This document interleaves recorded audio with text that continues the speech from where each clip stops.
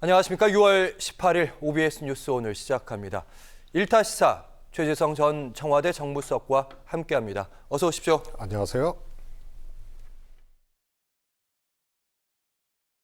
근거 없는 의료정책, 한국의료 무너진다! 무너진다! 무너진다! 무너진다! 의사를 무시하는 이러한 상황을 견딜 수 없고, 그리고 3개월 동안 교수들의 몸을 갈아 넣어서 유지해온 이 의료 환경을 견딜 수 없고 더 이상은 못하겠다라는 뜻을 표시를 해주셨습니다. 전국적인 집단 휴진에 동참하도록 개원의들을 독려하고 있습니다. 이러한 행동은 우리 사회 전체에 큰 상처를 남기고, 저희는 다행히 4일 전에 수술이 끝나서 그냥 한가한 부분은 좀 좋긴 좋은데 걱정이 많이 되죠. 옮겨도 뭐 마찬가지일 것 같고, 지금 진료 받는 것도 이렇게 왔다 갔다 하는 것도 좀 많이 힘들어요. 근데 병원을 옮겨버리면 거리가 멀어지니까. 병이 더 위중해진다든지 하는 경우가 발생이 많이 되면 그 부분을 막기 위해서 이 조치들은 당연히 해 나가도록. 정부도 이제 물러설 수 없고 의사들도 물러서지 않고 환자들은 전전긍긍하고 있는 상태입니다. 오늘 그러니까 총파업이라고 표현도 하고 집단 휴진에 들어갔다고 표현하는데, 사실은 최재성 전 정무수석께서 4년 전에 집단 휴진 사태가 비슷하게 발생했고, 그때 때마침 그때 당시 정무수석이셨어요. 네, 그렇습니다. 어떻게 보고 계십니까, 이번 사태? 우선 이게 이제 쉽지 않은 문제 아니에요. 그래서 의료계를 설득하지 않고는 엄청난 이제 국민 피해가 야기되는 사안이기 때문에 반드시 이거는 의료계를 설득을 해야 되는 그런 문제입니다. 예. 그러지 않고 지금 이 문제만 보더라도 정부가 사전 과정 없이 그냥 2,000명이라고 아예 못 박아갖고 밀어붙인 거거든요. 예. 그러니까 그 2,000명이라는 숫자도 과연 과학적이고 합리적인 그런 숫자냐, 이런 것도 의문시되고, 또 전혀 과정에서 어떤 대화나 합의나 이런 것들이 시도되어지지가 않았거든요. 그러다 보니까 이제 의사들은 소위 휴진으로 이제 대응해야 되는, 어떻게 보면 이제 마지막 그 수단이거든요. 예. 그런 이제 가파른 대결 구도가 돼버린 거죠. 그래서 그 당시에도 코로나 와중이었거든요.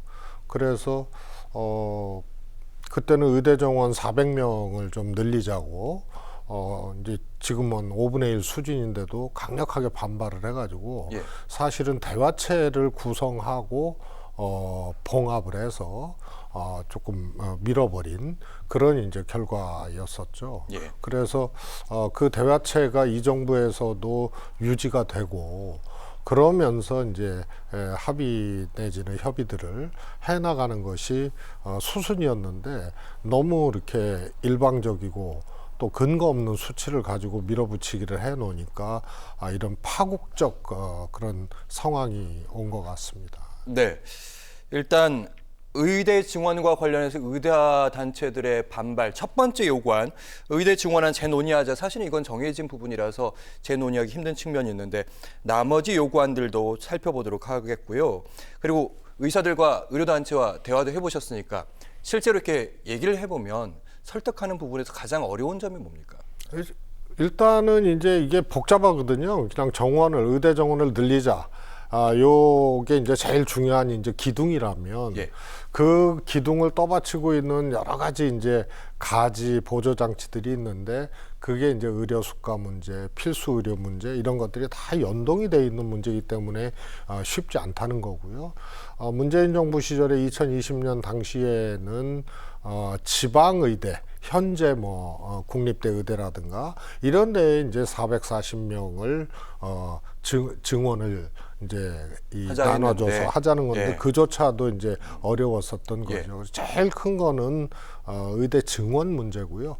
그걸로만 끝나는 게 아니고 이것과 연관된 다른 의료 정책도 같이 합의를 해야 되는 이런 아주 복잡한 사안이죠. 네, 지금 보니까 대한의사협회에서 3대 대정부 요구안을 발표를 했습니다. 정부는 일단 지난 주말에는 한덕수 국무총리도 완강하게 얘기를 했고 오늘은 윤석열 대통령이 불법 집단 거부, 진료 거부 이렇게 표현까지 하면서 강경하게 나가고 있는 모습인데 세 가지 안이 보면 의대 증원안 재논의는 이 부분은 이미 정해진 부분이라서 협상이 불가한 사안이잖아요. 근데 의사협회는 이걸 계속 고집하고 있단 말이죠. 이건 아니 그거는 고집이라기보다는요.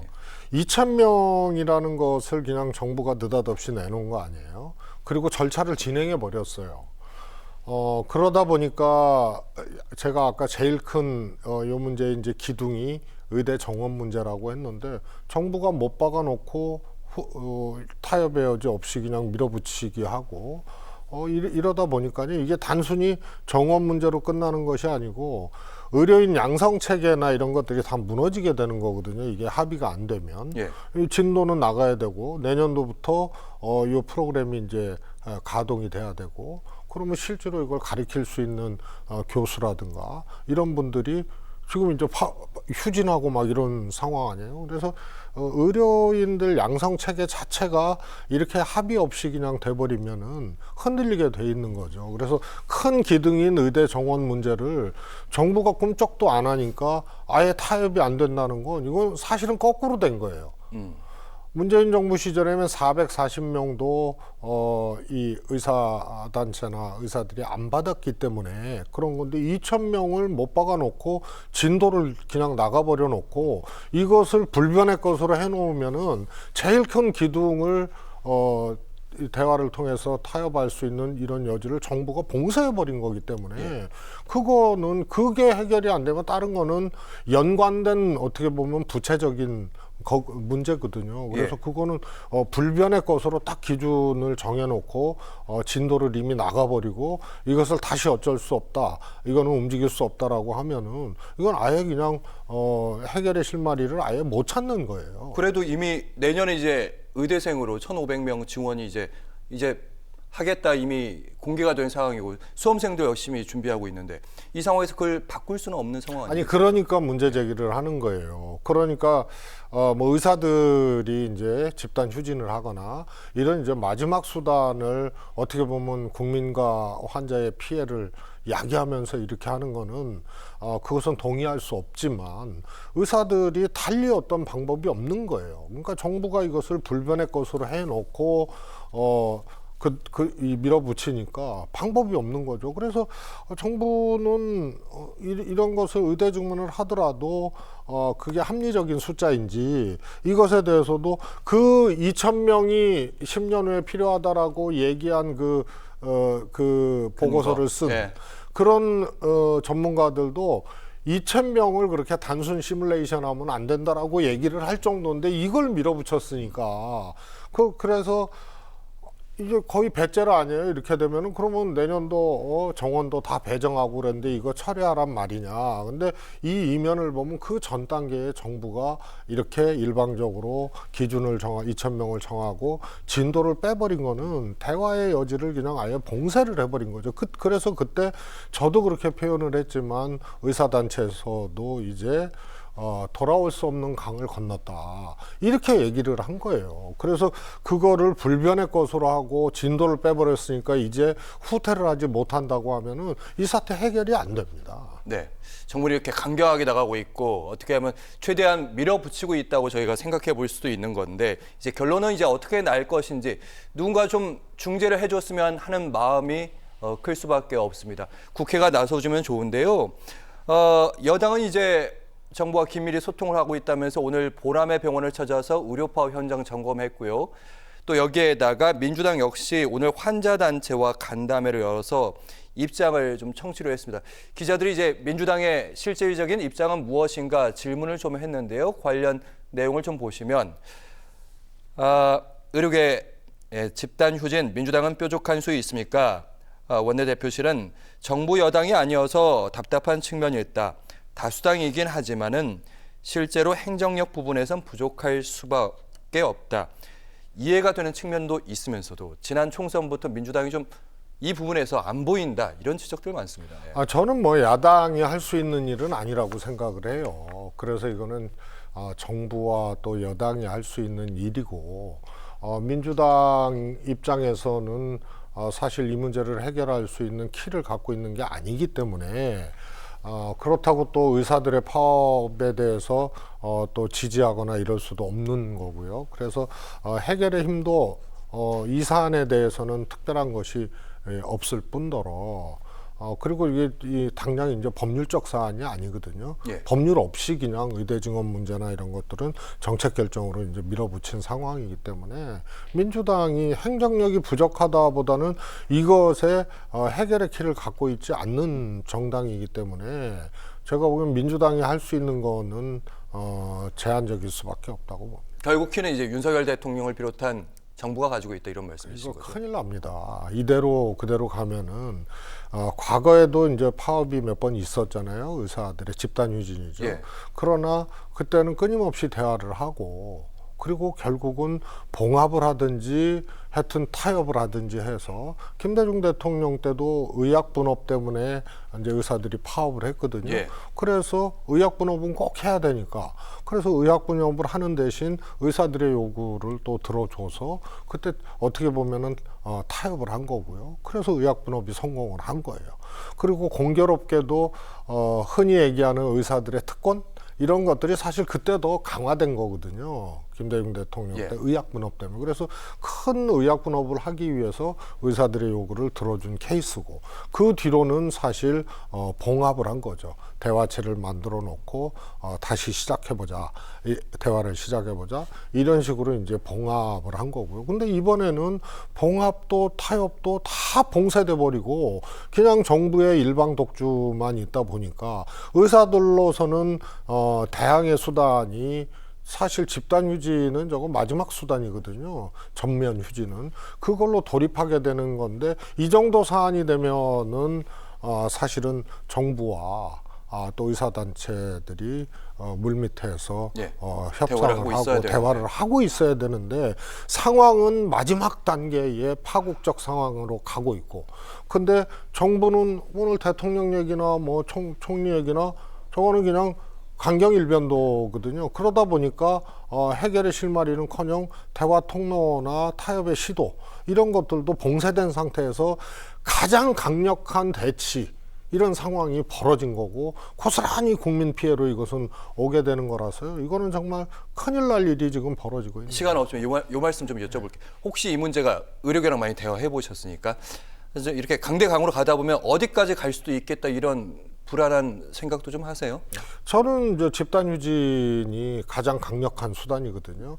그래서 개원이들 있잖아요. 예를 들어 동네 의원이라든가 여기는 이제 중환자나 큰 환자, 수술 환자 이런 것들이 없잖아요. 그러니까 결국은 빅5 병원을 포함해서 대학병원, 그 다음에 종합병원 예. 이런 데가 휴진을 이제 해버리면 그러면은 사실은 응급 환자라든가 수술 환자라든가 중환자라든가 진료를 꼭 받아야 될 사람들 이런 게 다 종합병원, 대학병원으로 몰리는 거거든요.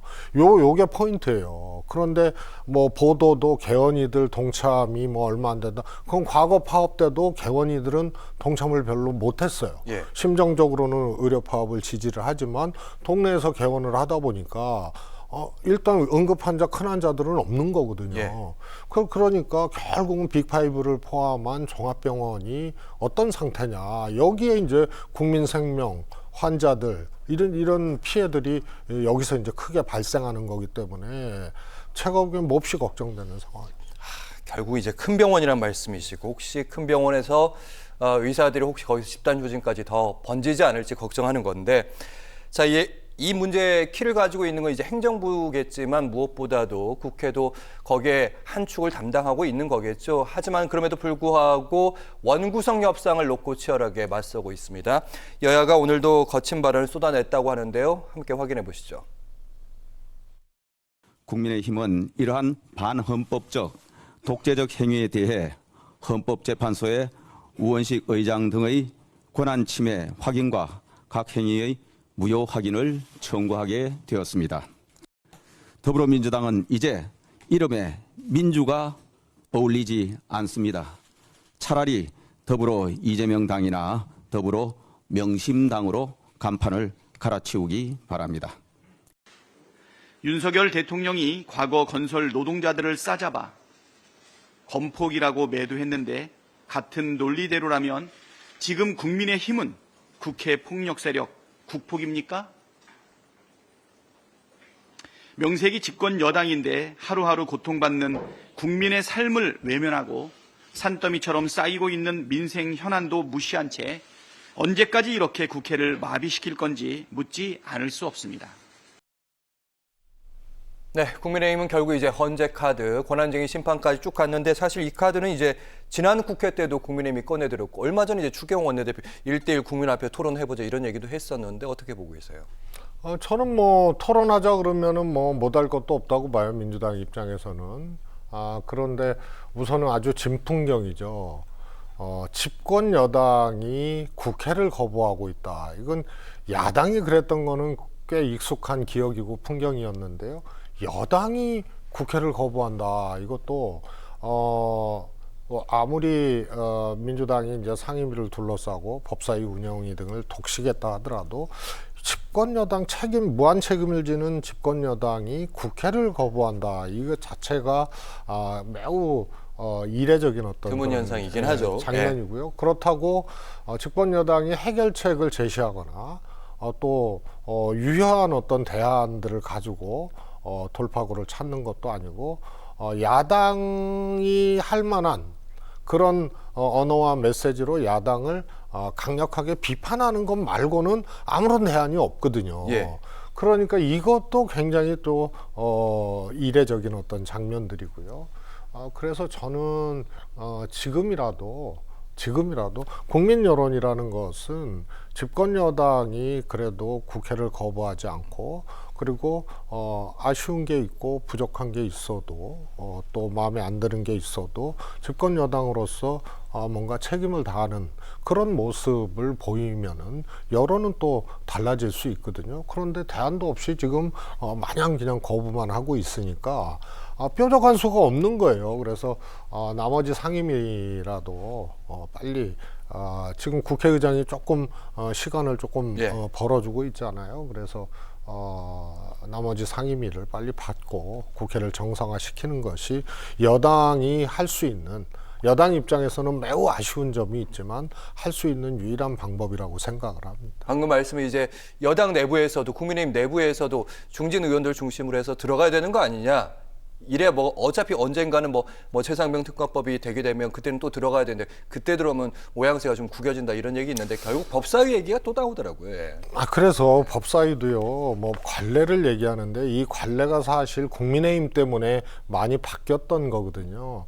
국민의힘이 집권당이었고 막 이랬을 때 오래전이죠. 그때는 법사위는 당연히 다수당 거였고 집권당 거였어요. 그러다가 17대 국회 때 노무현 대통령 탄핵으로 열린우리당이 처음으로 이제 과반수가 넘었거든요. 민주당 입장에서는. 예. 그러니까 그때 법사위를 여당이 아닌 야당에게 달라라고 해서 그때 법사위를 국민의힘이 갖고 갔었던 거예요. 그리고 이것을 관례처럼 얘기를 하는데 사실 자신들의 그런 이제 전례 없는 요구를 민주당이 그때 들어줬던 그런 것이 이제 관례처럼 지금 돼버린 거고요. 근데 거꾸로 이렇게 생각할 수도 있죠. 저는 개인적으로 민주당이 법사위를 국민의힘에게 양보를 해도 그래도 괜찮다고 이렇게 생각을 했던 사람인데요. 지금 상황이 여기까지 왔잖아요. 그럼 거꾸로 국민의힘이 법사위를 강력하게 고소하는 건 여러 개 상임위 중에 그것이 여러 법률을 사실 규정에도 없이 자꾸 수정 차원을 넘어서서 법률을 그냥 통과시키지 않고 모든 법률은 법사위를 거쳐야 되잖아요. 일종의 상원처럼요. 그러니까 길목에서 어떤 이 차단기 놓고 그렇게 하는 역할이라든가 혹은 그런 과정에서 전략적으로 법안 자체를 통과시키지 않거나 혹은 완전히 법안을 바꿔버리든가 내용을 뭐 이런 것들이 그동안 있었기 때문에 민심의 심판을 받아서 소수당이 됐는데 법사위라는 걸 효율적으로 여당이 갖고 가서 여기서 모든 것을 다 지키고 주무르려고 하는 거 아니냐, 이런 질문 앞에 굳이 법사위를 끝까지 고수를 해야 되는 그런 질문 앞에 뭐라고 답변을 하겠어요. 그게 아니라면 여러 개 상임위 중에 하나인 거거든요. 그리고 여당이 무슨 야당을 견제를 해요. 그리고 아시다시피 대통령발 리스크, 여러 가지 법률 리스크, 특검 뭐 이런 것들이 그게 이제 다 발생을 법사위에 했잖아요. 있죠. 예.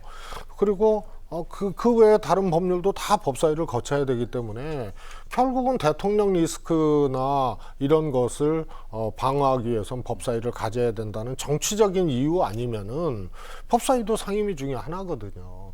그래서 여당이 국회까지 거부하면서까지 법사위를 그렇게 고수를 하는 그런 이유가 뭐냐라는 질문에, 그런 거 아니면은 사실은 논리적으로 와닿지가 않는 거죠. 알겠습니다.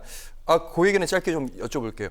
우원식 의장 이제 6월까지 기다려보겠다. 그게 6월 23일인가요? 뭐 그때쯤이라고 보는 관측들이 많은데 또 민주당 핵심 지지층에 너무 기다리는 거 아니야? 법대로 안 하는 거 아니야? 이런 얘기도 있던데. 저는 뭐 그 정도는 국회의장이 법대로 하는 과정 중에 하나라고 봅니다. 그래서 국회의장은 어떤 식으로든지 여야가 합의를 하고 이런 이제 최소한의 시간들을 좀 주고 하는 것은 제가 보기에는 아주 기본적인 사안이고요. 그래도 여야가 개원을 두고 이렇게 대치했을 때 6월 달에 그냥 이 개원 국회를 6월 달에 마무리를 하고 상임위 등등을 마무리하고 하는 것은 굉장히 빠른 속도입니다. 과거에는 뭐 석 달씩 걸린 적도 있고 그랬죠. 그래서 우원식 의장이 적절하게 시간을 좀 준 거다, 이렇게 보고 싶습니다. 알겠습니다. 이번에는 여야의 전당대회를 시선을 좀 옮겨보도록 하겠습니다.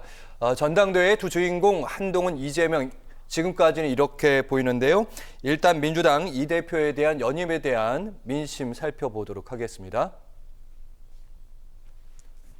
네, 한국갤럽의 지난주 조사 표본오차 플러스 마이너스 3.1%포인트 당대표 선거 출마에 대한 견해 물어봤고요. 전 국민을 상대로, 전 지지층을 상대로 물어봤습니다. 부정적인 답변이 조금 더 높긴 합니다. 비슷한 조사 한동훈 비대위원장에 대한 그런 여론도 전 지지층을 상대로 하면 역시 부정적인 평가가 많았던 것으로 제가 좀 기억을 하는데, 최근에 이제 이 대표가 결국에는 이제 차기 당권을 도전한다. 그러다 보면 이제 명분이 좀 있어야 되잖아요. 이런 나머지 부정적인 여론을 설득해야 되는데 어떤 명분이 좀 필요하다고 보세요? 저는 뭐 저 수치대로라면 그전 조사보다는 상당히 이재명 대표 입장에서는 개선된 조사거든요. 거의 비슷하게 나오는 선거 출마, 당대표 출마에 대해서 좋다 안 좋다가 거의 비슷하게 나온 건데요. 저는 이제 애당초 대표로서의 어떤 지도력, 정치력 이런 것들이 조금 발휘됐으면, 그래서 연임을 시도를 하지 않더라도 훨씬 더 정치적으로 돋보일 수 있는 이재명 대표의 리더십이 좀 발휘돼서 출마를 안 했으면 하는 개인적인 생각이었는데요. 근데 이제 한술 더 떠서 연임은 물론이고 연임 대표가 된다는 것을 전제로 당원 개정 작업도 지금 대표 임기 관련돼서 끝마쳤잖아요. 그래서 그거는 제가 보기엔 이재명 대표의 사당화가 진행이 됐다라는 비판으로부터 자유로울 수가 없을 거예요. 그래서 연임 시도에 대해서 뭐 출마하겠다면 그거 뭐 하지 말라는 법은 없으니까요. 그러나 정치적으로는 안 하는 게 훨씬 더 좋은데, 이런 견해를 저는 갖고 있었거든요. 그러나 그 한 발짝 더 나가서 당대표를 2번 했을 때 대비해서 임기 조항을 이거를 대선 1년 전에 사퇴해야 된다는 조항을 손봐버리고 당원을 개정해버리고 이렇게 가버리는 거는, 그거는 어떤 이유든 이재명 대표의 국민의힘에서는 사법 리스크를 방탄하기 위해서 대표를 또 해야 된다, 이런 이제 지적이나 비난도 있지 않습니까? 그 이유든 그 이유가 아니었든 하여튼 사당화가 진행이 된다, 이렇게 좀 보여질 수 있는 당원 개정이었죠. 그래서 저거는 제가 보기엔 민주당으로서도 그렇고 정당 민주주의에서도 그렇고 또 이재명 대표 개인을 위해서라도 정치적으로는 매우 좋지 않은 개정 시도를 했던 것이다. 이렇게 보고 싶습니다. 네, 알겠습니다. 이번에는 이제 국민의힘 전대에 대해서 저희가 또 얘기를 좀 해보도록 하겠는데 이번 주 후반에 당대표 출마를 위한 선언도 한다고 예정이 좀 돼 있습니다. 이번 주 내내 이제 아무래도 빨리 출사표를 던지는 분도 계실 것 같고 한동훈 전 위원장 같은 경우 최대한 주말까지 미루지 않을까 이런 관측들도 있는데 전당대회 어떻게 보세요? 지금 어대한이라는 말이 있잖아요. 예. 어차피 국민의힘 당대표는 한동훈 조사상의 여러 가지 지표나 이런 걸 봤을 때 그런 예측을 할 수는 있을 것 같아요. 역시 정치적으로는 한동훈 대표의 당대표 출마는 그 자체가 제 표현입니다만 1차 전쟁이고 그래서 당대표 당선되면 2차 전쟁이다. 여권 내 예. 대통령과의 이제 갈등이죠. 그러면 둘 다 망하는 거거든요. 그래서 기다리지 않고 당대표 출마를 강행을 했다.